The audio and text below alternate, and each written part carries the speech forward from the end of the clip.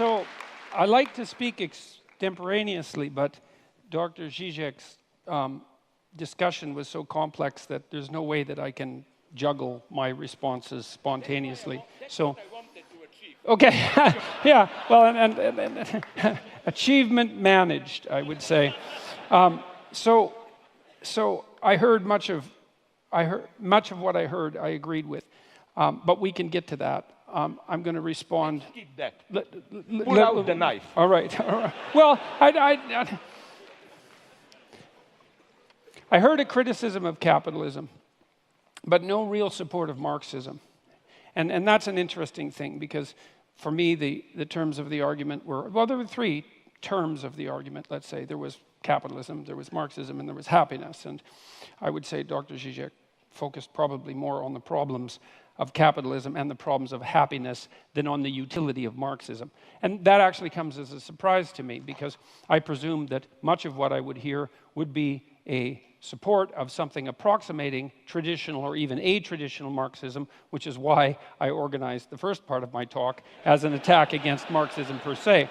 Okay, so now Žižek points out that there are problems of capitalism. And I would like to say that I'm perfectly aware that there are problems with capitalism. I wasn't defending capitalism, actually, in some sense. I was defending it in comparison to communism, which is not the same thing. Because as Winston Churchill said about democracy, you know, it's the worst form of government there is, except for all the other forms. And so you might say the same thing about capitalism, is that it's the worst form of economic arrangement you could possibly manage, except for every other one that we've ever tried.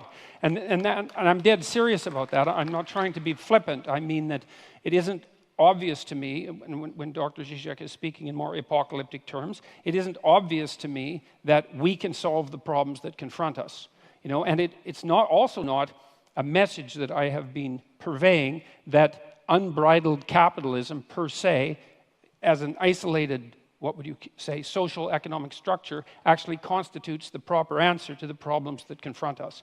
So I haven't made that case in any of the lectures that anything I've written or any of the lectures that I've done, because I don't believe it to be true. He said, well, what's the problems with capitalism? Well, the commodification of cultural life, all life, fair enough. There's something that isn't exactly right about reducing everything to economic competition. And capitalism certainly pushes in that direction. Advertising culture pushes in that direction. Sales and marketing culture pushes in that direction. And there's reasons for that, and I have a certain amount of admiration for the necessity of advertisers and salesmen and marketers.